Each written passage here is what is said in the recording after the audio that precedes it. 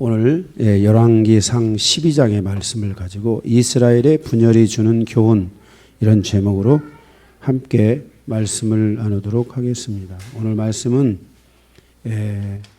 전체를 세 개의 대주로 나눠서 말씀을 보겠습니다. 서론을 잠깐 보겠습니다. 왕상 11장에서 솔로몬이 이방 여인을 사랑함으로 그들과 함께 들어온 우상으로 말미암아 결국 하나님을 떠나게 됩니다. 그로 인하여 이스라엘 가운데 사단의 역사가 시작됐다고 말씀하고 있습니다. 솔로몬이 하나님을 떠남으로 사단은 엄청난 공격력을 가지고 하나님의 백성이라고 할 수 있는 이스라엘을 초토화시키기 시작합니다. 결국 이스라엘은 민족 간의 분열이 이루어지므로 전쟁과 고통의 시간을 보내게 되고, 더 나아가서 주변국과의 전쟁의 통로가 열리게 되므로 이스라엘은 3000년 동안 엄청난 고통을 겪고 수모를 당하는 일들이 일어납니다. 결국 북이스라엘은 분열로 인하여 아수르에게 멸망을 당하게 되고, 그 멸망은 북이스라엘의 존재를 완전히 사라지게 한 것을 보게 됩니다. 또한 남유다도 바벨론에 의해서 멸망을 당하게 되고, 백성의 90%가 진멸되고 단 10%의 백성들만이 남아서 바벨론의 포로로 잡혀가게 됩니다. 사랑하는 성도 여러분, 여러분들의 삶에 다가왔던 사단의 공격이 얼마나 전략적이고 무서운 것인지를 잊으면 안 됩니다.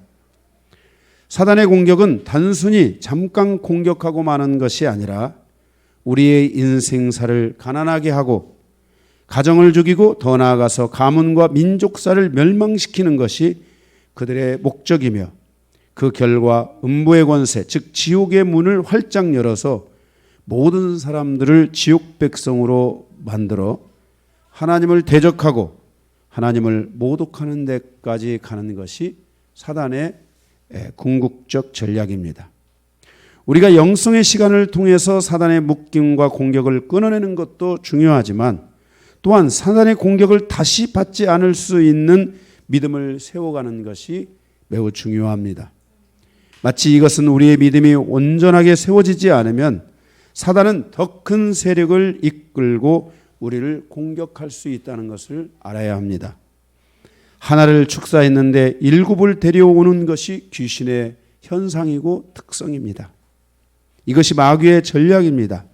따라서 모든 성도들은 온전한 믿음을 통해서 아브라함과 같이 사단의 권세를 완전히 차단하고자 해야 하며, 이 믿음을 반드시 기도로서 구해야 합니다.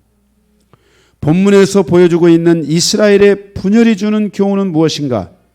드디어 하나님의 슬픔의 역사가 시작되는 것입니다. 하나님은 이스라엘을 처음부터 끝까지 사랑하셨습니다. 그러나 이스라엘은 하나님의 사랑의 품으로 결국 돌아오지 못했습니다. 이스라엘의 슬픈 역사가 보여주는 교훈은 무엇인가?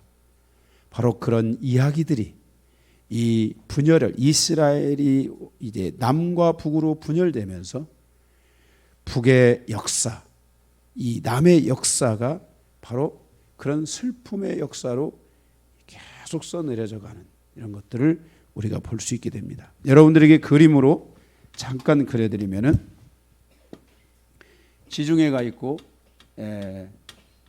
여기가 시리아고 여기가 터키죠. 이렇게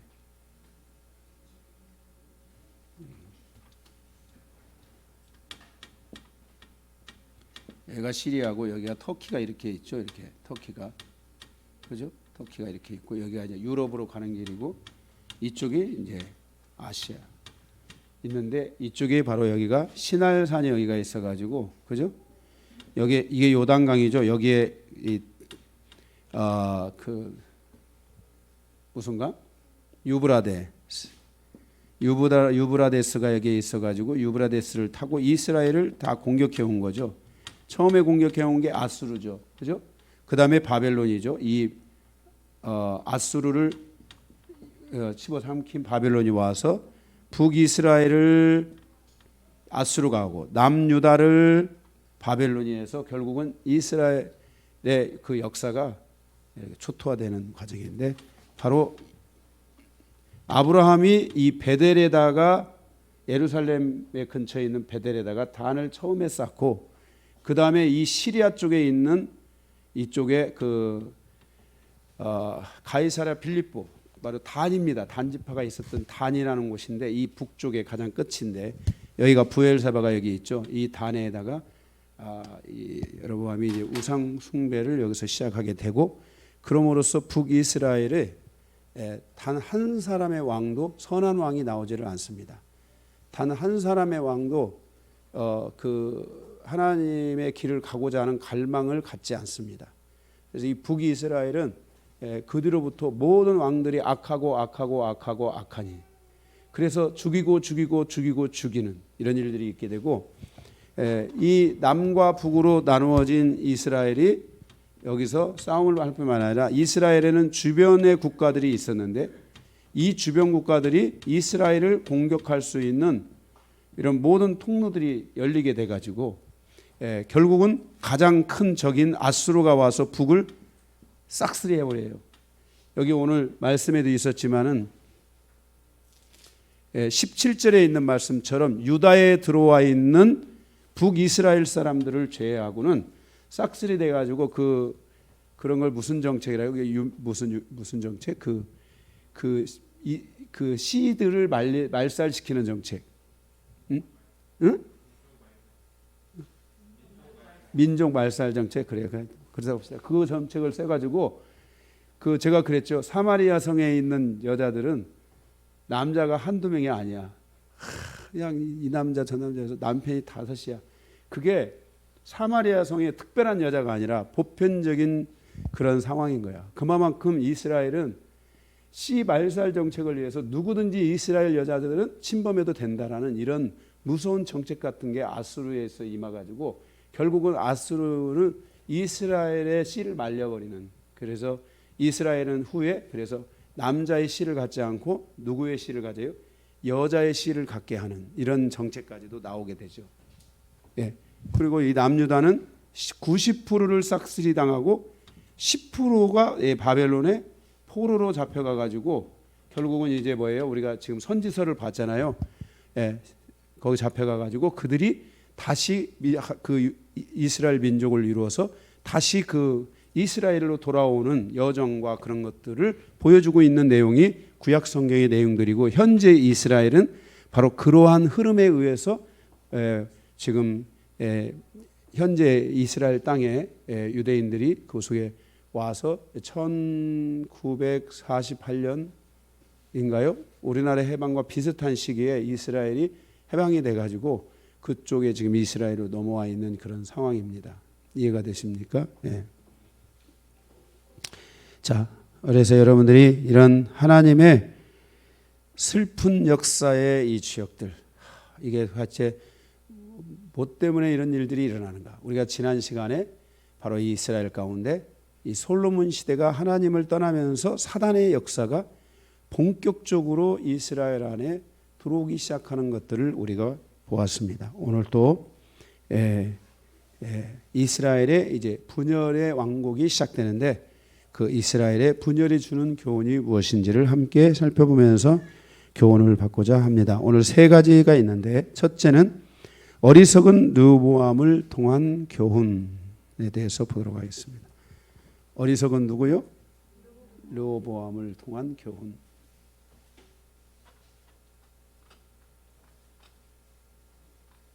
제가 여러분들에게 이게 이 지도를 자꾸 그려주는 이유는 여러분도 집에 가서 한번 그려보세요. 이 이스라엘의 이런 역사를 잘 알아야지 성경을 우리가 제대로 알게 되고 하나님을 알 수 있습니다. 어리석은 르호보암을 통한 교훈. 첫 번째는 르호보암이 선택하지 않은 것. 두 번째는 르호보암이 선택한 것을 보도록 하겠습니다. 르호보암이 선택하지 않은 것은 지혜를 선택하지 않았습니다. 하나님의 리더십을 가지려면 하나님의 믿음이 있든지 하나님의 지혜가 있든지 해야 합니다.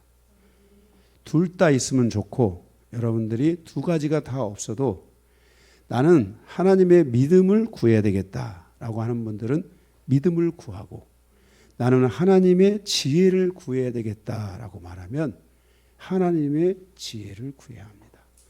그래서 믿음을 가진 자들은 가정을 건축하고, 뭐라고요? 믿음을 가진 자들은 가정을 건축하고, 지혜를 가진 자들은 가정을 운영하는 거예요. 여러분들이 이렇게 나는 하나님이 나에게 믿음 쪽을 더 강하게 말씀하신다, 그런 분들은 계속해서 여러분들이 믿음을 구하세요. 나는 하나님의 지혜를 더 갈망하게 하신다, 이런 분들은 계속해서 지혜를 구하세요. 이렇게 해도 돼요. 나는 믿음은 좀 있는 것 같은데 지혜가 좀 부족하다, 이런 분들은 믿음을 계속 강화시키면서 지혜를 구하세요. 나는 지혜가 있는데 믿음이 좀 부족하다는 분들은 지혜를 강화하면서 계속 믿음을 더해달라고 여러분들이 구하세요. 이게 기도가 돼야만이 여러분의 가정에 리더십이 세워져서, 여러분의 가정에 부족한 믿음이 있다면 믿음을 그 지혜가 흘러가면서 믿음이 같이 흘러갈 것이고, 믿음이 흘러가면서 부족한 지혜가 가정 안에 흘러가는 은혜가 있을 줄로 믿습니다. 그래서 여러분들의 가정에 이 둘 중에 하나는 반드시 여러분이 있고, 부부가 있으면 좋아요. 남편이 믿음이 강한 분이라면 남편은 믿음을 계속 강화시키고, 아내가 지혜가 있는 분이라면 지혜를 강화해서 남편은 믿음의 기둥을 세우고 아내는 지혜의 기둥을 세운다면 가장 이상적인 가정이에요. 만약에 남편이 지혜가 있다면 아내는 뭘 또 믿음이 있는 아내가 있다면 이것도 괜찮아요. 무슨 말인지 알겠어요? 그런데 가정은 남편이 세우고 운영은 아내가 하면 좋기 때문에 남편이 믿음이 있고 아내가 지혜가 있으면 최고 좋은 거예요. 200점. 반대일 경우에는 100점. 무슨 말인지 알겠어요? 그런데 우리 집은 믿음만 있다, 그러면은 항상 누구의 믿음을 더 따라갈 것인지, 그 믿음을 하나로 만들어가는 과정에 바로 하나님의 말씀과 하나님의 인도함을 받는 것이 굉장히 중요해요. 우리 집은 다 지혜가 있다, 그런 분들은 누구의 지혜를 따를 것이냐 하는 부분들에 대해서 여러분들이 주님의 지혜를 따라가고자 하는 그런 마음에 뭐예요? 서로의 그런 대화가 있어야 돼요. 할렐루야. 이 두 개는 50점짜리예요. 그래도 빵점보다는 50점이 한 80점 줄게요. 80점이 낫겠죠? 믿음만 있는 거. 지혜만 있는 경우, 이런 경우. 그런데 어떤 분들은 지혜가 남편, 또 믿음이 아내, 이런 분들은 100점. 믿음이 남편, 지혜가 아내, 이런 분들은 200점. 여러분들이 그래서 우리는 왜 80점밖에 안 돼? 80점도 엄청난 거야. 80점대로만 사세요. 아멘? 그 주신 것대로. 우리는 100점이야. 그래도 여러분들이 그럴 때는 아내를 조금 더 존중하고, 아내가 탁 세우면 그 다음에 남편이 쫙 운영해 갈 수 있도록 하고, 만약에 거꾸로라면 아멘? 또 이렇게 남편이 믿음 딱 세우면 아내가 잘 운영을 해서 어쨌든 거기에 하나님의 경영을 이루어가는, 이 리더십이 세워져가는 이런 가정들, 은혜가 있어야 될 줄로 믿습니다. 자, 르호보암은 믿음도 없었지만 지혜는 더욱 없었습니다. 르호보암은 지혜가 없으므로 자기에게 찾아온 마지막 기회를 놓치고 맙니다. 1절에서 4절에 보니까 이 르호보암이 사람들을 세겜에 모으고 자기가 이스라엘의 왕이 된 것을 선포하고 알리기 위해서 그들 앞에 나아갑니다. 그때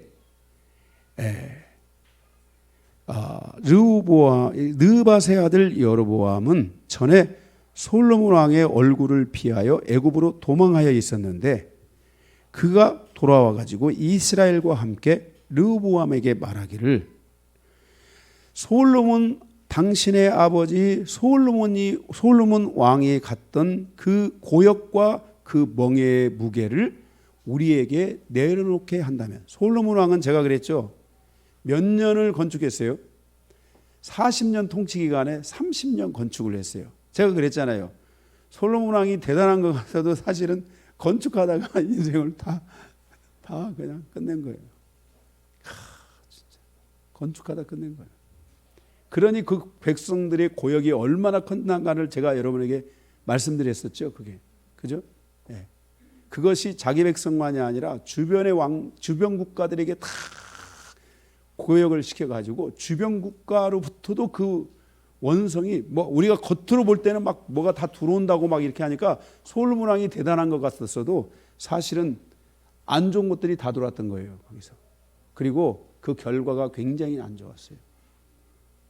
이 아버지의 고역을 자기들에게 멈춰주고 당신이 백성을 섬길 수 있다면 그랬어요. 이 백성을 섬길 수 있다면 이 말은 제가 여러분 사무엘서 강해를 할 때 여러분들이 말씀을 들었던 기억들이 있을지 몰라요. 제가 그런 것들이 생각나는데 그게 뭐냐면은 솔로몬 시대와 이 다윗의 시대는 달랐던 거예요.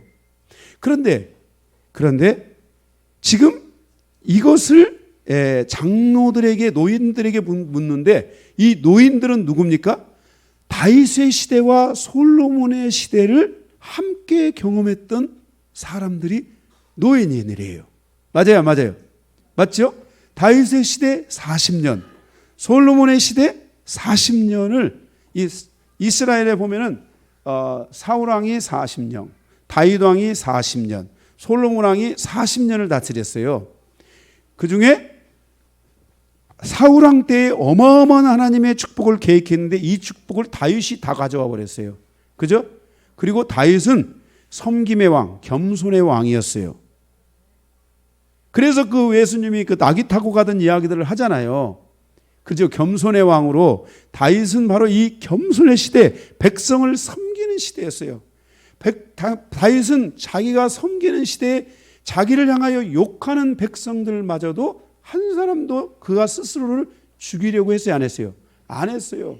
정말 다윗은 섬김의 자였어요. 그 애굽의 한 소년이 와서 얘기하는 것도 다 귀담아 들을 정도로 그는 겸손한 왕이었어요. 노인들의 지혜는 솔로몬의 시대도 봤고 다윗의 시대도 봤기 때문에 노인들은 뭐라고 말했냐면은 다윗의 시대를 선택하십시오. 당신이 백성들을 섬기고 이 고역을 멈춘다면 영원히 그들이 종이 되어 당신을 섬길 것입니다. 라고 다윗의 시대를 선택하게 한 것이에요. 그런데 8절에서 6절에서 7절에 보면 너희들은 다윗의 시대의 섬김을 요청했지만 8절에서 11절에 보면 솔로몬 시대보다 더한 것을 선택하라고 젊은 지도자들이 말해요. 이 젊은 지도자들은 바로 솔로몬 시대의 주역들이었어요. 그런데 르호보암은 바로 그 다윗의 시대를 선택하지 않고 그는 무엇을 선택했어요? 그 아버지가 갔던 바로 솔로몬 시대보다도 더 강력한 그러한 업그레이드된 솔로몬 시대를 선택하게 되는 것이에요. 솔로몬의 그의 지혜에서 자신의 선택에 대하여 뉘우치고 후회했던 솔로몬의 잠언이 있어요. 뭐라고요? 솔로몬의 지혜는 모든 것이 다 좋았던 것이 아니라 솔로몬의 지혜 안에는 자신의 선택에 잘못된 것과 연약했던 것들을 뉘우치고 그것들에 대하여서 뭐예요? 후회했던 그런 잠언이 있어요. 잠언 5장 13절에 보게 되면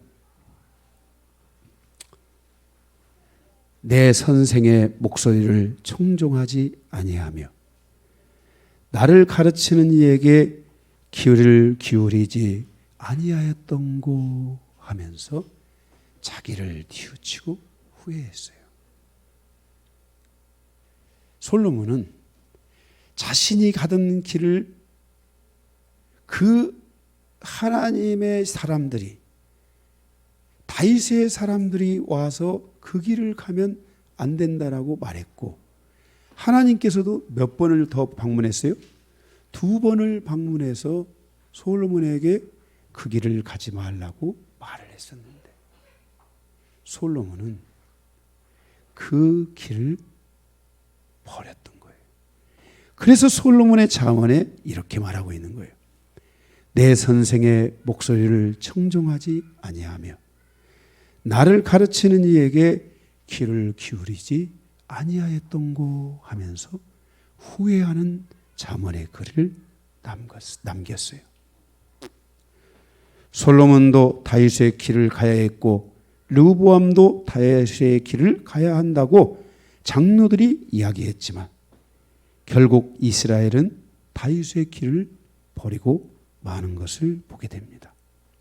왕상 1장에서 11장까지 가장 많이 나왔던 말이 다윗의 길, 즉 아버지의 길이었어요. 네가 아버지의 길로 간다면, 솔로몬아 네가 아버지의 길로 간다면, 솔로몬도 스스로 말하기를 내가 아버지의 길을 따라, 내가 아버지의 길을 따라, 내가 아버지의 길을 따라 말했어요. 여러분들이 가서 시간 있으면 찾아보세요. 다윗의 이 왕상 1장에서 11장까지 또 하나님께서도 솔로몬을 향하여 네가 아버지의 길을 간다면, 네가 아버지의 길을 간다면, 네가 아버지의 길을 간다면 이렇게 하면서 계속해서 아버지의 길에 대하여 말씀하고 있어요. 정말 많이 나옵니다, 이 말이. 그런데 솔로몬은 그 길을 가지 못했고 그의 인생사에 그 길을 가지 못한 것에 대한 의충과 깨달음, 후회가 있는 것을 보게 돼요. 인생사에 영적 스승이 있다는 것은 축복이라는 것을 기억해야 돼요. 강요하는 영성을 하기 전까지 자기가 제일 똑똑하다고 생각했고, 저는 항상 나 자신을 신뢰했습니다. 그런데 영성을 시작하면서 강요한이 제일 어리석은 자라는 것을 깨닫고 나의 어리석음을 버리기 위해 나를 비우고 나를 버리고 나를 죽이고 하나님의 말씀에 목숨을 거는 데까지 다가갔습니다. 그리고 지금은 나의 선택이 나의 지혜에 있지 않고 나의 똑똑함에 있지 않고 하나님의 말씀에 있는 것을 알고 나는 나의 스스로의 선택을 하지 않고 말씀에 의해서 선택하는 그 길을 가지게 되었습니다. 주님이 나의 선택이며 주님의 말씀이 나의 선택이 되는 데까지 저는 지금까지 그렇게 달려오려고 몸부림쳐서 왔습니다. 스스로 똑똑하다 하는 분들, 이분들은 지혜가 부족한 분들입니다. 하나님의 지혜가 있어야 됩니다. 리더십에는 하나님의 믿음이 있어야 되고 하나님의 지혜가 있어야 됩니다. 하나님의 말씀을 가지고 어떤 이야기를 듣다 보면 그 이야기의 핵심이 무엇인지를 알게 되고 그 핵심의 멱살을 잡아버리면 사람이 살고 가정이 살고 우리의 인생이 살고 삶이 살 수 있다는 것을 기억해야 합니다. 그런 한순간을 놓치게 될 때 우리는 인생이 엮이게 되는 것입니다. 묶이게 되는 것입니다. 여러분들이 인생사를 살아가는 과정에 자기 똑똑하다고 살지 마세요. 그런 분들은 아직 지혜가 없고 아직 하나님의 믿음이 없고 하나님의 지혜가 없어서. 옛날에 나예요. 옛날에 내가 엄청 똑똑했어요. 저 한 논리자예요. 한 논리하는 사람이 있어요. 제가 어디 가서 모임에서 제가 논리적으로 이야기를 하면은 30분이고 1시간이고 쫙 얘기를 하는데 사람들이 다 놀랬어요. 저의 논리에 놀랬어요. 제가 별명이 있었어요. 강요하는 칼이다. 다 칼. 정확한 자. 그런데 저의 정확함이 나를 죽이고 내 자녀를 죽이고 내 가정을 죽이는 것을 알았어요. 그래서 나는 나를 죽이기 시작했던 거예요. 이 영성을 하며 나를 버리기 시작했어요. 그리고 그것을 버리는 순간 하나님의 믿음이 나에게 왔고 하나님의 지혜가 저에게 오는 것을 느꼈어요. 전 여러분들의 삶이 여러분의 똑똑함을 다 버리고 하나님의 지혜를 선택하고 하나님의 믿음을 선택하는 이 은혜가 왔으면 좋겠어요. 바로 이 르호보암은 바로 이러한 결핍을 통해서 결국 그 인생에 찾아온 굉장히 중요한 기회를 놓쳐버리고 말았던 거예요. 르호보암이 두 번째, 르호보암이 선택한 것, 책직보다 더 무서운 정갈의 책직을 선택했어요. 책직보다 더 무서운 정갈은 어디서 온 것인가? 이게 굉장히 중요한 거예요. 르호보암이 책직보다 더 무서운 정갈의 책직. 여러분 이거를 잊어버리면 안 돼요. 뭐라고요? 뭐 하면 안 된다고 이거요? 응? 더 무서운 전갈 책직. 이게 뭐냐? 이게 어디서 날라온 것이냐? 이게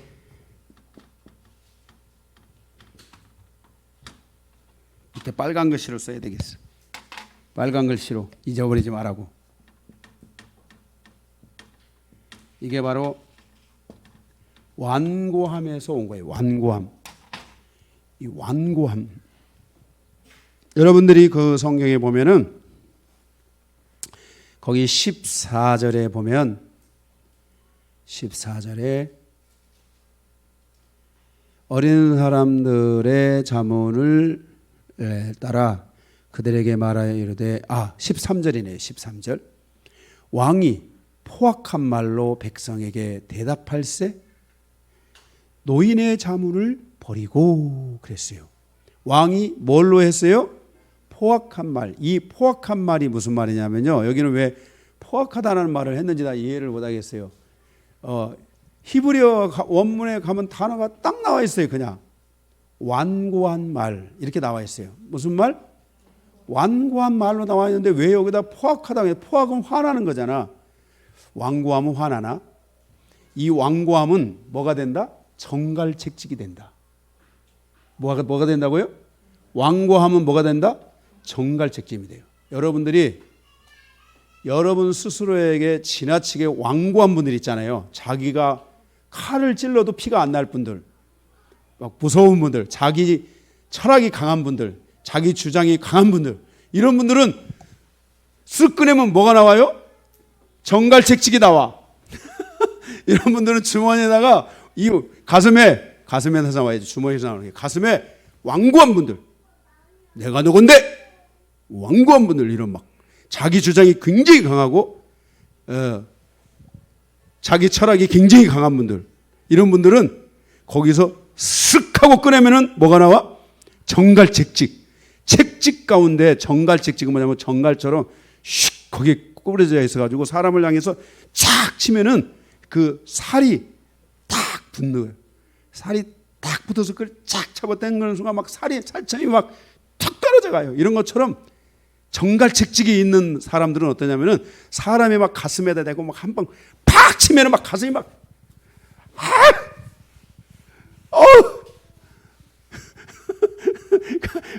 움직일 수가 없어.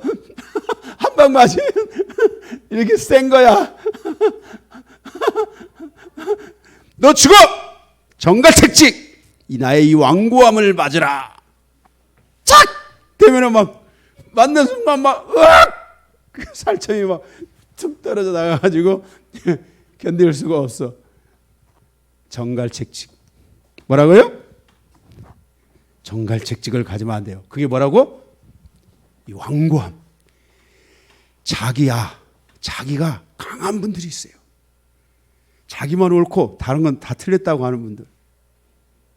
이스라엘 사람들은 똑똑한 사람이에요. 그래서 이 똑똑함으로부터 오는 이 완고함이 있어요. 여로보암을 통해서 온 이 완고함은 엄청난 힘을 가지고 이스라엘의 유대 사회를 지배하게 돼요. 그것은 유대인이 가지고 있는 단점이며 맹점이에요. 지금도 유대인들은 자신들이 가지고 있는 맹점을 버리지 못하고 있어요. 유대인의 맹점은 로마서 2장 4절에서 5절에 보면 고집이라고도 나오고 완고함이라고도 나와요. 유대인들은 고집, 이 완고함 때문에 뭘 버리지 못하냐면은 바로 이 정갈책직, 율법을 버리지 못하는 거예요. 그래서 사람을 이렇게 쫙 보다가 뭐 하나 딱 잘못하잖아요? 그러면은 죄의 책직, 이 정갈책직을 가슴에 딱 때려가지고 방영선 죄인! 그리고 막 죄를 엮어가지고 막 해가지고 자기가 원하는 것에 막 써버려요. 아주 무서운 정갈책직의 이 율법, 완고함, 자기 자신을 바꾸지 않는 이런 무서운 거예요. 이건 무서운 거예요. 이들의 이 르호보암으로부터 온 이 완고함은 결국 그들에게 이 정갈책직을 주어서 그가 아버지의 길, 율법의 길과 같은 이런 길들을 가게 만드는 거예요. 그래서 유대인들은 율법을 향한 고집 때문에 그들은 예수를 잡지 않고 누구를 잡아요? 모세를 잡는 거예요. 모세는 정갈책직과 같아요. 제가 갈라디아서 강해도 하고 출애굽기 강해도 하고 제가 모세 5경을 다 강의했으니까 여러분들이 아시겠지만은 이스라엘은 이 모세를 잡음으로 모세에서 벗어나지 못하는 거예요. 그래서 하나님은 성경에 이렇게까지 표현했어요. 모세의 무덤을 없애버렸어요. 유다서에 보니까 하나님이 그 모세의 무덤을 자꾸 거기 가서 그들이 거기서 헤어나지 못할까 봐 모세의 무덤을 없애버렸어요. 그런데도 모세를 붙잡고 있어요. 그래서 모세를 통해서 온 이 정갈책직, 이 율법의 책직은 굉장히 강해서 사람들을 율법으로 정죄하는 거예요. 율법의 특징이 뭐예요? 정죄하는 거예요. 죄를 정하는 거예요. 너는 율법에 이러이러한 죄를 지었다. 율법의 죄에서 자유로울 수 있는 사람이 몇 명이나 있을까요? 한 사람도 없어요. 율법의 죄를 정하면 율법의 죄에 걸리지 않을 사람은 단 한 사람도 없는 거예요. 그렇게 이 무서운 책직이에요. 신약의 오복음이라고 하는 히브리서 1장에서 4장에 보면 예수 그리스도는 천사보다도 뛰어나고 모세보다도 뛰어나고 여호수아보다 뛰어나다고 유대인을 향하여 히브리인을 향하여 이 히브리서는 히브리인 중에 히브리인에게 보낸 서신이에요. 무슨 말인지 알겠어요? 그 히브리인들을 향해서 직격탄을 날리는 거예요. 예수님은 누구보다 뛰어나다? 천사, 그들이 숭배하는 천사보다 뛰어나고 그들이 잡고 있는 누구? 모세보다도 뛰어나고 그들을 가나안 땅으로 인도한 여호수아보다도 뛰어나다. 여호수아는 그들에게 안식을 주지 못했지만 예수 그리스도는 안식을 주시고 하늘 성소의 길을 열어서 그들에게 진정한 안식의 길을 여시는 분이고 모세는 모세의 율법으로 너희를 의롭다 할 수 없었지만 예수 그리스도는 피 흘려 죽으시고 부활하심으로 말미암아 너희를 의롭다 하시고, 예수 그리스도는 너희가 숭배하는 천사보다도 뛰어난 분이라는 것을 가지고 1장에서부터 4장까지 할애하면서 예수 그리스도가 얼마나 위대하신 분인지를 직격탄을 날려요. 그러는데도 이들은 뭘 안 버려요? 모세의 율법을 버리지 않고, 지금도 이스라엘 땅, 유대 땅에 가면은 그들이 뭘 읽고 있어요? 코란, 이 모세의 율법을 읽고 있어요. 그것도 부족해서라는 그들은 이마에다가도 모세의 율법을 붙이고요. 돌리는 게 있어요. 이거 돌리는 거. 돌리는 것도 모세의 율법을 따라서 그것들을 돌리고 있고요. 쓰는 게 있어요. 쓰는 것을 따라서 그들이 지금도 모세의 율법을 계속 쓰고 있고요. 아, 정말 지독한 사람들이에요. 이 완고함이 어마어마하게 무서운 거야. 이 르호보암이 자기 아버지가 잘못된 것을 알면서도 이 자기 안에 있는 이 완고함 때문에 아버지의 길을 내려놓지 못하고, 그런데 그것을 누가 잡는 거예요? 찬스를 노려서 사단이가 가서 그걸 탁 잡는 거죠. 요한복음 8장 5절에 보면 유대인들은 모세의 율법에 묶여 있습니다. 그때 예수님이 오셔서 바로 모세의 율법을 다 깨트리시는 거죠. 이런 장면들이 복음서에 계속 나오는데도 이스라엘은 바로 그 율법을 버리지 않고, 예수님이 뭐라 했어요? 나는 아브라함보다도 먼저 있다고 말했어요. 그죠? 왜? 예수 그리스도는 아브라함의 씨를 이어주는, 아브라함의 씨의 주체잖아요. 그죠? 그런데도 그들이 그렇게 율법에 묶여 있는 거예요.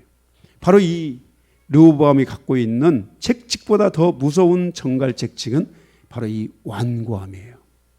이 완고함은 결국 이스라엘을 계속해서 가면서 이스라엘은 이 완고함을 내려놓지 못하고 이 완고함을 견고하게 붙잡고, 그들은 다윗의 길을 가지 않고 율법의 길을 가요. 지금도요, 다윗의 가묘에 가서 그들이 다윗의 왕을 보내달라고 해요. 응? 다윗의 왕 예수 그리스도가 오셨는데 그 예수 그리스도를 붙잡지 못하니까 와요 안 와요? 그들이 바라보는 정치적인 다윗은 올까요 안 올까요? 안 오는 거예요. 그래서 어디까지 가요? 스가랴, 또 요한계시록 이런 데서 보게 되면 우리가 이들은 어디까지 가는 거예요? 종말의 시간까지, 예수 그리스도가 강림하시는 그 마지막 대환란 7년 가운데 마지막 한 일에 있잖아요. 한 일회가 두 개로 나누어져서 전 3년 반, 후 3년 반 뭐 이런 식으로 나누어지기도 하고, 뭐 그게 7년 돼 가는데, 어쨌든 뭐 그거 전반 후반 나눠진다는 것은 뭐 그건 전천년설의 흐름이긴 한데, 어쨌든 중요한 건 전반인지 후반인지 모르면 성경에 3년 반 3년 반 나오잖아요. 3년 반은 깨닫지 못하다가 후반 3년 반 정도에 가서 이스라엘이 바로 예수 그리스도가 바로 그들이 기다렸던 메시아라는 것을 깨닫기 시작해요. 그래서 회개운동이 일어나면서 거기서 바로 영광스러운 한 증인이 생기기 시작하는 거예요. 이해가 되십니까? 그 영광스러운 한 증인들이 생기기 시작하면서 그들이 결국은 거기서 변화돼서 예수 그리스도를 붙잡게 되는 과정이 거기서 이루어지게 되는 거예요. 언제 이루어지는 거예요? 그러니까 종말의 시간에 가서야 이스라엘이 부활하는 거예요. 깨어나는 거예요. 그러니까 그 시간이 얼마 안 남았어요. 지금은 그 시간이 오기 전까지 지금 우리는 무슨 시대? 이방인의 시대인 거야. 여러분 한 사람에게라도 더 복음을 전하고요, 여러분들이 가서 여러분 가족들 구원하는 것에 최선을 다하세요. 복음에는 뭐가 나타나요? 여러분의 능력이? 복음에는 뭐가 나타나요? 여러분의 간증이? 복음에는 뭐가 나타나요? 여러분의 변화가? 복음에는 여러분의 간증, 여러분의 복음, 여러분의 변화가 나타나는 것이 아니라 복음에는 하나님의 의가 나타나는 거예요. 그러니까 복음을 전하면 누가 일해? 하나님이 일하는 거지. 내가 간증이 일하는 거고, 내 능력이 일하는 거고, 내가 변화된 것이 일하는 거고, 내가 가진 말씀에 대한 지식이 일하는 게 아니야. 복음에는 하나님의 의가 나타나는 거야.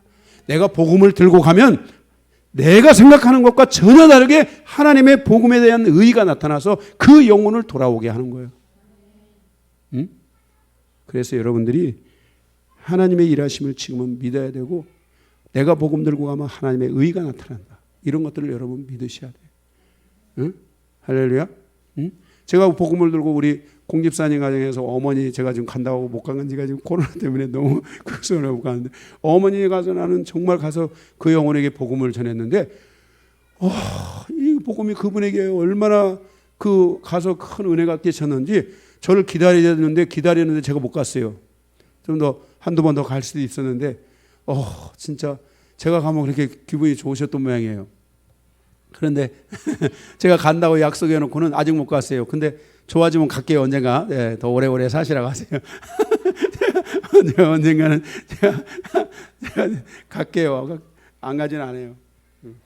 네, 제가 늦게 갈수록 더 좋겠죠. 더 오래 사시니까. 제가 언젠가는 갈 거예요. 근데 뭐 돌아가실 때 간다는 것이 아니고 빨리 저도 좀 이 코로나나 이런 상황이 빨리 좋아지면 한번 가려고 생각은 하고 있어요. 그래서 어쨌든 이렇게 복음에는 내 능력이 아니에요. 나는 가서 여기 두 분이 가서 여기 공집사님이랑 여기 임혜진 집사랑 가서 내가 거기서 봤지만 내가 무슨 내가 간증하고 내 능력 얘기하고 내가 그런 얘기했어요? 가서 뭐만 했어요? 그냥 하나님의 복음만 전했어요. 그런데 십자가 복음, 부활의 복음을 전했는데 우리 그 모친이 그것을 마음속에 이렇게 다 기다렸다고 그러더라고. 기다린 거야. 하나님이 예비하신 거야. 할렐루야.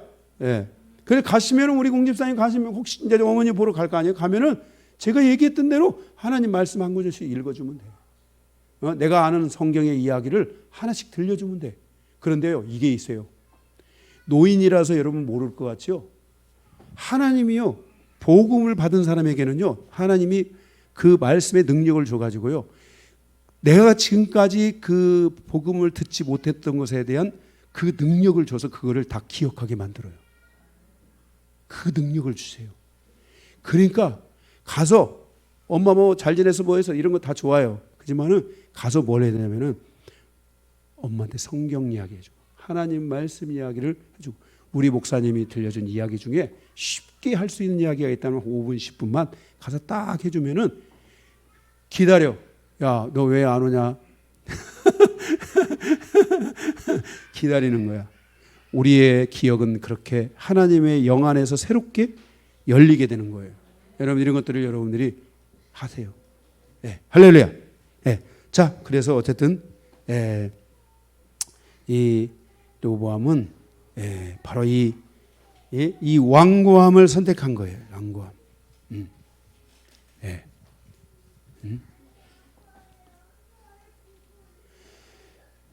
그래서 20절의 말씀처럼 다윗의 집을 이들이 다 버리게 돼요. 거기 20절에 보게 되면은 온 이스라엘이 여로보암이 돌아왔다 함을 듣고 사람을 보내 그를 공회에 정하여 온 이스라엘이 왕으로 삼았으니 유다 지파 외에는 다윗의 집을 따르는 자가 없으니라. 해서 점점 사람들이 다윗의 집을 따르는 것들을 이제는 버리게 되고 다윗의 길을 선택하지 않게 되는 것을 보게 돼요. 믿음의 가정이 선택해야 하는 것은 하나님의 지혜이고 믿음의 가정은 하나님의 지혜가 흘러가도록 해줘야 돼요. 믿음이 흘러가고 지혜가 흘러가는 것은 굉장히 중요한 것이에요. 잠언 4장 1절에 4절에 보면 아들들아 아비의 훈계를 들으며 명철을 얻기를 주의하라. 내가 선한 도리를 너희에게 전하노니 내 법을 떠나지 말라. 나도 내 아버지에게 아들이었으며 내 어머니 보기에 유약한 외아들이었노라. 아버지가 내게 가르쳐 이르기를 내 말을 내 마음에 두라. 내 명령을 지키라. 그리하면 살리라. 그 밧세바에게는 이 외아들이었던 모양이에요. 그죠? 이 솔로몬이 두 번째 없었던 것 같아요. 하나 낳고 끝이었던 것 같아요. 하기야 1000명의 여자가 있었는데 둘 날 겨를이 있겠어요? 딱 하나 낳았었는데 외아들이라. 유약한 외아들이었노라. 아버지가 내게 가르쳐 이르기를 내 말을 내 마음에 두라. 내 명령을 지키라. 그리하면 살리라. 그 믿음이 그대로 흘러와서 이 솔로몬은 초기에 진짜 아버지의 길을 가고자 했어요.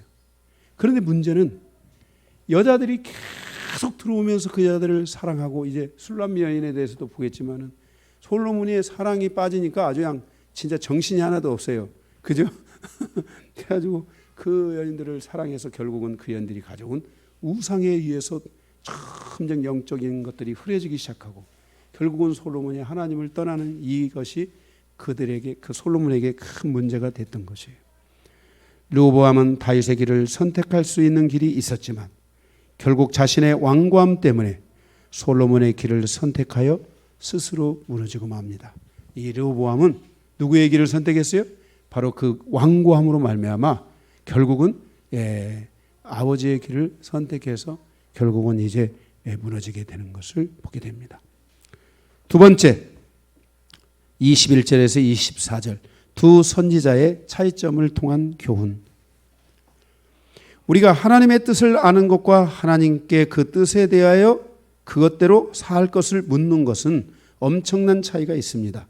우리가 하나님의 뜻을 따라서 갈 때 하나님의 뜻을 안다고 할지라도 그 뜻에 대해서 하나님께 다시 물어보고 하나님의 응답을 통해서 갈 수 있어야 된다는 거예요. 우리가 하나님의 뜻을 알았어요. 그 다음에 우리는 물어야 돼요. 하나님, 내가 이대로 갈까요? 하나님, 내가 이렇게 하기를 원하십니까? 아니면 하나님은 어떻게 하기를 원하십니까?를 물을 줄 알아야 돼요. 전 여러분들이 저에게 예를 들어서 상담을 오면은 제가 하나님이 이렇게 하는 걸 원하시면 제가 물어요. 하나님께 속으로요. 하나님, 당신이 이것을 말씀해 주셨는데 제가 이렇게 하기를 원하십니까? 순간순간 물어요. 그러려고 늘 계속해서 노력하고 계속해서 그렇게 질서를 가져가려고 하고 있고 그렇게 가고 있어요. 물어야 돼요. 22절에 24절에 보면은 스마야라는 선지자가 있어요. 이 스마야 선지자는 하나님의 뜻을 알고 하나님께 어떻게 해야 될지를 물었을 때 하나님이 와서 응답해요. 이제 이 여로보암과 그 북이스라엘이 이제 결별을 선언해요. 그러니까 르호보암이 유다 지파와 함께 베냐민 지파를 모집해 가지고 거기 10몇만 명, 8만 명인가? 18만 명을 모아 가지고 가서 북이스라엘을 쓸어버리겠다고 가는데 그때 바로 이 스마야라는 선지자가 하나님의 뜻을 알고 가지 않는 것을 알고 하나님께 물었는데 하나님이 가지 말라고 해요. 그래 가서 이 르호보암에게 말해요. 하나님의 이것을 가지 말라고 한다. 그래서 여로보암이 가지 않았어요. 만약에 갔다면은 그때 여로보암은 패했을지도 몰라요. 왜냐하면 이때는 아직 르호보암이 이때 갔다면은 이때는 아직 여로보암이 금송아지를 새길 때예요, 안 새길 때예요? 아직 새기기 전이에요.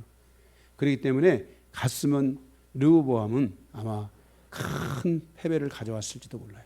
그런데 이 스마야는 하나님의 뜻을 알고 그것을 르호보암에게 말했을 때 그 뜻을 따라가는 것을 보게 돼요. 그런데 저희가 지난번에 봤던 아이야라는 선지자가 있어요. 이 여로보암과 함께했던 아이야라는 선지자. 아이야라는 선지자는 또 뒤에 가도 나오는데 이 아이야라는 선지자에 대해서 몇 번 나와요 지금. 그런데 한번 우리가 살펴볼 필요가 있어요. 오늘 본문에서도 이 아이야라는 선지자가 거기 나오죠. 몇 절인가 나오죠 거기. 이 말씀을 여러분들이 여기 좀 잘 봐야 되는데 나옵니다. 거기 몇 절인가 나와요. 나와요. 찾아가서 찾아보세요. 지금 아이야는 하나님의 뜻을 알았어요. 하나님의 뜻은 뭐예요? 이제 솔로몬 왕의 아들의 때에 가서 하나님이 그 솔로몬 왕의 아들에게 이제 그 대가를 지불하게 할 거라는 것을 알았어요. 그런데 그래서 하나님이 르호보암을 전 이스라엘의 왕으로 세우지 않을 것이라는 것을 알았어요. 두 지파, 한 지파, 유다 지파 말고 한 지파만 해서 이제 남유다를 세울 것을 알았어요. 그러면 그 다음에 아이야가 했던 일은 무엇이었을까? 거기에 비교되는 한 선지자가 있는데 사무엘은 다윗을 선택하기까지 그는 수없이 많은 사람을 통과해야 했어요. 계속 가서 이 사람에게 기름을 부으려고 하니까 하나님이 아니라고 하세요. 하나님에게 또 물으니까 아니라고 해요. 그리고 묻고 다 물어서 마지막 저 들판에 있는 다윗을 오게 하여 다윗을 보는 순간 하나님이 그에게 기름을 부으라라고 말해요. 그런데 아히야는 그렇게 하지 않았어요. 어려운 시대에 한 사람을 선택하는 길은 쉬운 길이 아니에요. 그래서 하나님께 묻고 또 물어야 되고 기도해야 돼요. 그런데 아히야는 사무엘에게 길을 가지 않고 자기 자신의 선택을 스스로 믿었어요. 그래서 그가 선택한 사람은 여로보암이었고 사단은 여로보암을 통해서 역사하기 시작했어요. 여로보암은 사단의 선택을 받고 결국 악한 왕이 되었고 그는 하나님의 길을 따르지 않았습니다. 그리고 북이스라엘의 모든 왕들의 악의 길을 선택하여 나아가게 하는 결정적 출발점이 바로 이 여로보암이 되었다는 것을 기억해야 합니다. 예를 들어서 사도행전 21장에 빌립의 딸을 통한 교훈을 보게 되면 바울은 어떤 선택을 했는가? 그는 사람의 예언보다 하나님의 뜻과 하나님의 선택에 더 집중한 사도 바울을 볼 수가 있습니다. 사도 바울이 예루살렘으로 가는데 그곳은 환란이 기다려 있고 자기의 목숨이 위태로울 수 있습니다. 그런데 이 많은 그 전에 성령이 사도 바울에게 나타나서 너가 가는 그 길에 많은 환란이 있을 것이고 너는 목숨의 위험을 느낄 수 있다. 그러나 너는 그 길을 가야 할 것이다 라고 말했는데 그 오는 과정에 많은 사람이 사도 바울을 보고 예언을 하는데 사도 바울이 그곳으로 가면은 어려움이 있을 것이라고 예언하고 21장에 오면은 가이사랴 빌립보에 바로 여기 나오다 이따 단 가이사랴 빌립보에 교회가 세워졌고 사도 바울에 의해서 교회가 세워졌고 거기에 바로 빌립 집사라고 하는 분의 딸이 예언자이고 선지자였어요. 그런데 그가 예언하기를 사도 바울이여 당신은 그곳에 가면 환란이 기다리고 어려움이 기다리고 있습니다. 그러니 가지 말고 우리와 함께 여기서 교회를 세웁시다 라고 말하자 사도 바울은 그러한 사람의 예언보다도 하나님의 뜻과 하나님의 선택에 더 집중했던 것을 보게 됩니다. 아히야는 분명히 그는 그의 예언 속에는 그가 하나님이 뭘 원하고 있는지를 알았어요. 그러나 자기가 그 하나님이 뭘 원하고 있는지를 아는 것보다 더 중요한 것은 하나님의 선택이 무엇이었는가에 대하여 집중하지 않았다는 거예요. 우리의 삶에 있어서 하나님의 선택이 무엇인가를 아는 것은 하나님의 말씀을 알고 하나님의 뜻을 아는 것보다 것과처럼 중요하다는 것을 알아야 돼요. 그래서 우리는 물어야 돼요. 하나님, 이 사람이 악하다. 알았어요. 그러면 하나님, 악하다고 말할까요? 물어야 돼요, 하나님. 하나님이 내가 이것을 원한다. 그러면 하나님이 이것을 원하는데 그러면 하나님이 이것을 원하는 그것을 위해서 어떻게 해야 됩니까? 하고 하나님께 그런 것을 물어야 돼요. 우리는 묻지 않기 때문에 내가 가지고 있는 그냥 뭔가를 알았어요. 그러면 그냥 말하기 쉬운 거예요. 이런 것들을 굉장히 조심해야 돼요. 네. 어떤 저 옛날 제자 중에 하나 자매가 있었는데 이거 하지 맙시다 그냥. 어떤 목사님이 와서 이상한 말을 해가지고 이 자매가 시험 들었어요. 그런 것도 있어요. 왜냐하면 묻지 않으니까 그런 거예요. 묻지 않으니까. 사람마다 연약함이 있잖아요. 그 연약함이 있는데 그 연약함을 가지고 자기가 보여준다고 말하는데 조심해야 돼요. 그걸 진짜 하나님이 보여주셨는지 마귀가 보여줬는지 몰라요. 보는 거로 말하면 무당도 그냥 별거 다 봐요. 응?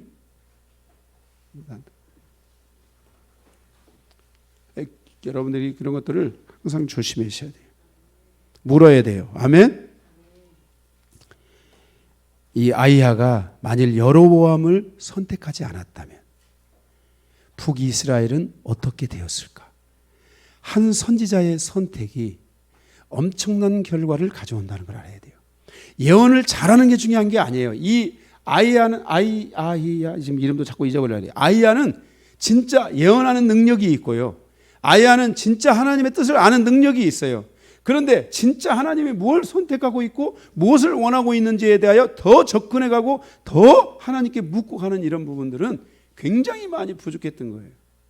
진짜 하나님의 뜻을 알았다면 아이야는 물어야 됐을 거예요. 그러면 하나님, 하나님이 누구를 세우기를 원합니까? 최선의 선택을 해 주십시오. 여러분, 우리가 모세가 위대했던 것은 뭐예요?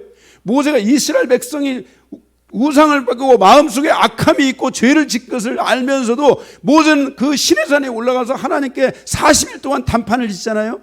그죠? 그리고 그 백성이 악한 길로 가고 우상에 빠져 넘어갈 때 그 백성의 목숨을 구하기 위해서 모세라는 선지자는 하나님 앞에 나아가서 이 백성들의 잘못한 것을 인정하면서, 그러나 이 백성들의 영혼만은 살려달라고 하면서 거기 가서 하나님 앞에 기도하잖아요. 막 죽어가고 있는데 그때 하나님께서 모세의 기도를 들으시고 아론을 보내서 빨리 저들을 구원하라고.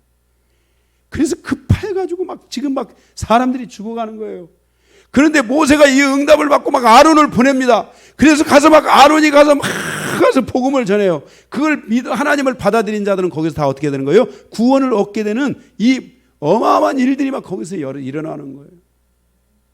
하나님의 사람은 하나님의 뜻을 알고 하나님께 묻고 백성을 구원하고 하나님의 최선의 길을 선택하고자 하는 이 갈망이 있어야 돼요. 이 갈망이 있어야 한 사람의 영혼이라도 건질 수 있고, 이 북이스라엘은 이 길로 인하여서 다시는 돌아올 수, 이 여로보암을 선택하는 순간 북이스라엘의 왕은 단 한 사람도 선한 왕이 없었어요. 북이스라엘의 선지자들, 우리가 잘 아는 그 유명한 선지자 엘리야가 북이스라엘에 있었어요. 우리가 잘 아는 엘리사 선지자가 북이스라엘에 있었어요. 그 위대한 선지자들이 있어도 이미 한번 닫힌 이 귀는 다시 열리지 않았던 거예요. 한 번 선지자의 선택이 아까 이런 무서운, 이것보다 더 무서운 결국은 세상을 선택하고 우상을 선택하는 이런 거 가면 안 돼요. 이거 가면 문제는 뭐냐면요, 하나님의 역사가 멈춰지면 목수전쟁으로 끝나는 게 아니라 거기에 사단이 거기에 가서 7거리를 데리고 들어가 버린다니까요. 덮어버린다니까요. 가서 덮어버려요. 여러분은 하나님도 무서워해야 되고 마귀도 무서워할 줄 알아야 돼요. 마귀가 무서워서 무서워하는 게 아니에요. 마귀가 무서운 존재라 무서워하는 게 아니에요. 마귀는 굉장히 전략을 가지고 있다는 것을 알아야 돼요. 마귀는 굉장히 전략적이에요. 자, 옆에 얘기 한번 하십시다. 마귀는 굉장히 전략적이다. 네, 에덴 동산에서 하와와 아담을 무너뜨렸다. 이 정도로 이 마귀는 전략적이에요. 기억해야 돼요. 한 나라를 무너뜨리고 하나의 재앙을 무너뜨리는 권세가, 그런 권세를 발휘하려고 하는 것들이 자기 힘으로 안 되니까 이 세상에 큰 힘을 가진 사람들에게 등을 타고 그들에게 역사해서 그 민족을 멸망시키고 그렇게 끌고 가는, 그런 걸 여러분이 아셔야 돼요. 그래서 여로보암을 선택하지 않았다면 어땠을까? 세 번째, 아히야가 선택한 여로보암의 통치를 통한 교훈. 여기에 두 가지가 있는데요. 여로보암은 거기 한번 여러분들이 3절 4절을 보세요. 3절 4절 12장 3절 4절에 와서 무리가 사람을 보내어 그를 불러다가 여로보암과 이스라엘의 온 회중이 와서 르보암에게 말하여 이르되, 다 같이 읽어봅시다. 시작. 왕의 아버지가 우리의 멍에를 무겁게 하였으나 왕은 이제 왕의 아버지가 우리에게 시킨 고역과 매운 무거운 멍에를 가볍게 하소서. 그리하시면 우리가 왕을 섬기겠나이다. 이게 누구와 말한 거예요? 르보암과 이스라엘이 와서 한 얘기죠. 10지파가. 그러니까 여로보암은 솔로몬 왕이 갔던 길을 가면 돼요, 안 돼요? 안 되잖아요. 그런데 첫 번째, 여로보암의 통치를 통한 교훈 첫 번째, 1번 솔로몬 왕의 뒤를 이어서 건축의 길을 선택하는 여로보암. 솔로몬 왕이 갔던 길을 가면 안 된다고 해서 10지파 데리고 가서 나라를 다시 북이스라엘이라는 나라를 세웠잖아요. 그러면 그 길로 가면 안 되잖아요.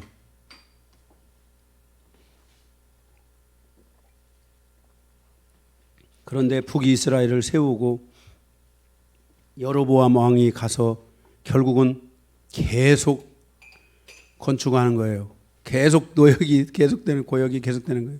거기 25절. 여로보암이 에브라임 산지에 세겜을 건축하고 거기서 살며 또 거기서 나가서 분회를 건축하고 계속 건축, 예? 계속 건축하는 거예요. 그러니까 지금 누구의 길을 가는 거예요? 솔로몬 왕의 길을 가면서 그러면서 26절에 이런 마음이 왔어요. 그의 마음에 스스로 이르기를 나라가 이제 다윗의 집으로 돌아가리라. 왜 그랬을까요? 솔로몬 왕이 솔로몬 왕의 길을 가지 않기를 원했었고, 그런데 자기가 솔로몬 왕의 길을 가니까 결국 백성은 누구에게로 갈 거다? 다윗의 시대로 다시 가고 다윗의 집으로 돌아갈 것이라는 스스로의 두려움, 그 마음이 오게 된 거예요. 걱정하기 시작한 거예요. 사람들이 다윗의 집으로 들어가기라. 그의 양심은 늘 흔들리고 있었습니다. 자신이 다윗의 시대로 돌아가야 한다고 했기 때문입니다. 그러나 그는 다윗의 시대가 아닌 솔로몬의 시대로 나아갔습니다. 그리고 그의 양심에 찾아온 것이 두려움입니다. 백성들이 떠날지 모른다는 두려움이었습니다. 사람들이 자신을 떠나 다윗의 집으로 돌아갈 것이라는 두려움이었습니다. 그 두려움은 결국 가장 큰 패착의 길을 선택합니다. 그것은 사단의 추종자가 되는 길이었습니다. 두 번째, 베델과 단의 우상 숭배의 성지를 세우다.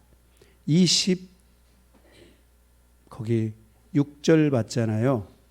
26절, 27절에 두려움이 왔고 28절 이에 계획하고 두 금송아지를 만들고 무리에게 말하기를 너희가 다시는 예루살렘에 올라갈 것이 없도다. 이스라엘아, 이는 너희를 애굽 땅에서 인도하여 올린 너희의 신들이라 하고 하나는 베델에 두고 하나는 단에 두었더라 그랬어요. 베델, 하나님의 얼굴, 이곳은 아브라함이 제일 먼저 하나님께 제단을 쌓았던 곳입니다. 여로보암은 아브라함의 제단을 헐었고 아브라함의 길을 헐어버렸습니다. 그리고 그곳에 금송아지를 세우고 산당을 세웁니다.